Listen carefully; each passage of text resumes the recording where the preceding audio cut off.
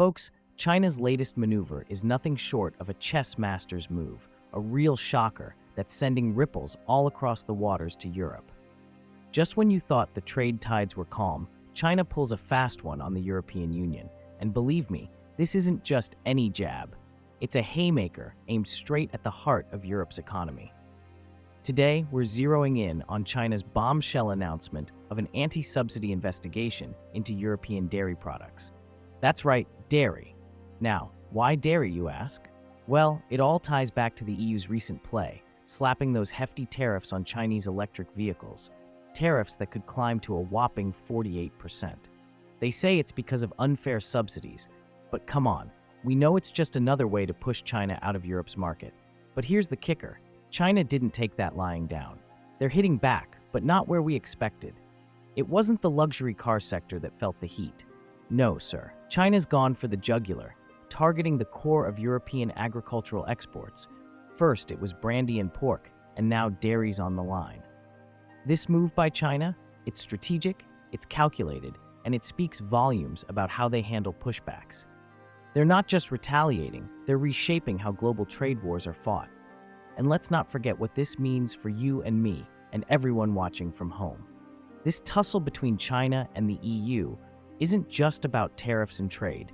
It's about the groceries in your fridge, the prices you pay at the store, and the economic implications that ripple out to affect global markets and our everyday lives. We're witnessing a tit-for-tat that could spiral into a full-blown trade war if things don't simmer down. Now let me break this down for you, because this anti-subsidy investigation China's launching, it's a major play in the global trade game, and it's targeted right where it hurts.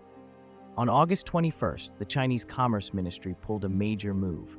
They're digging into the nitty-gritty of how the EU subsidizes its dairy products, talking about cheeses, creams, you name it, as long as it's got more than 10% fat. And they're not just looking at anybody. They've got their eyes on Austria, Belgium, Croatia, and a handful of other European heavyweights. Why all this fuss about dairy, you might wonder?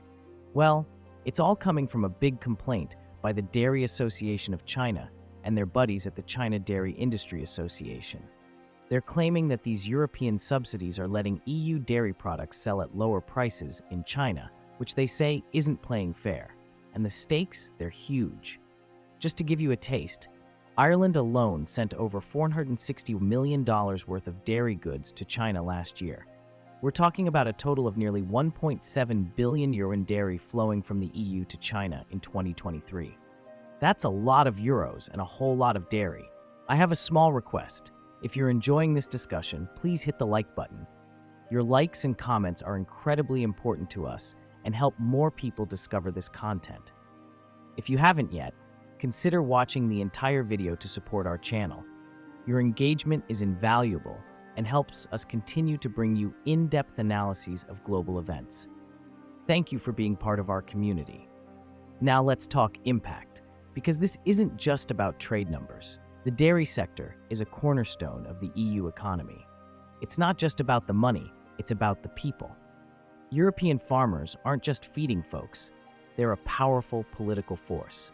Remember those farmer protests we saw earlier this year? By putting the spotlight on agriculture, China's making sure European politicians can't just brush off the fallout from their tariff games. And here's the real clever part. By hitting agriculture instead of tech or manufacturing, China's playing it smart. They're defending their turf without messing with the big tech gears and gadget sectors. It's kind of like what happened with Australian wine a few years back. China's using the same playbook, targeting exports that pinch but don't cripple, all while protecting their home front and making sure the EU feels the sting. You see, this is a real chess match between global titans, and it's all about strategy and survival in the big league of international trade. The stakes are high and the moves are calculated. Let's dig a bit deeper into the tactics here. China, a heavyweight in the global export arena, is pulling a strategic maneuver by focusing on agriculture in its trade scuffle with the EU. Why agriculture, you might ask? It's smart. By targeting this sector, China limits potential blowback on its own essential industries like tech and automotive, which are the backbone of its export economy. Essentially, they're cushioning the more vulnerable parts of their economy from direct hits. On the flip side, you've got the EU wielding tariffs like a club, aiming to shield its burgeoning electric vehicle industry from the tidal wave of cheaper Chinese EVs flooding their markets. And the numbers speak volumes. BYD, a giant in China's EV market, is looking at a staggering 177% tariff, while other players like SAIC Motors face tariffs up to 36.3%. Even Tesla, an American company manufacturing in China, had to wrangle its way to a more manageable 9% tariff. Talk about playing hardball. But here's the kicker. The EU, while throwing these tariff haymakers, is still playing by the rules, or so they claim. They say they're sticking to the book, World Trade Organization rules to be precise. They're adamant that their actions are justified, all legal and tidy. Yet, they've made some tweaks to their proposals, which signals that they're not completely deaf to the outcry from across the pond. It's a tightrope walk between protecting home turf and not sparking a full-scale trade war. China's response? They're not just sitting around licking their wounds. No, sir. They've come out swinging, criticizing the EU's findings as biased, saying the deck was stacked against them from the start. And they're not just throwing accusations, they're backing it up with loads of documents, trying to debunk the EU's claims of unfair competition. What we're seeing here is a complex dance of economic power plays. Both sides are digging their heels in, preparing for what could be a long and drawn-out negotiation process. The EU's standing its ground, protective of its industries, while China is strategically hitting back in areas that could sway political and economic sentiments within Europe. Folks, this isn't just about tariffs or dairy products.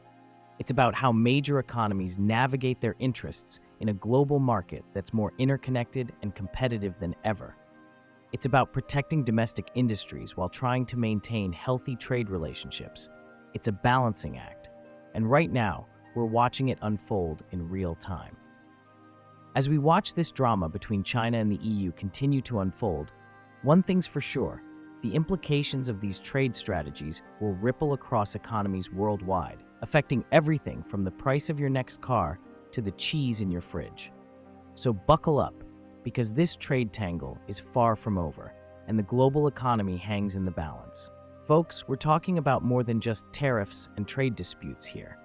We're looking at the very framework that supports the global automotive industry, a sector that both China and the EU are banking heavily on as they race towards a future dominated by electric vehicles.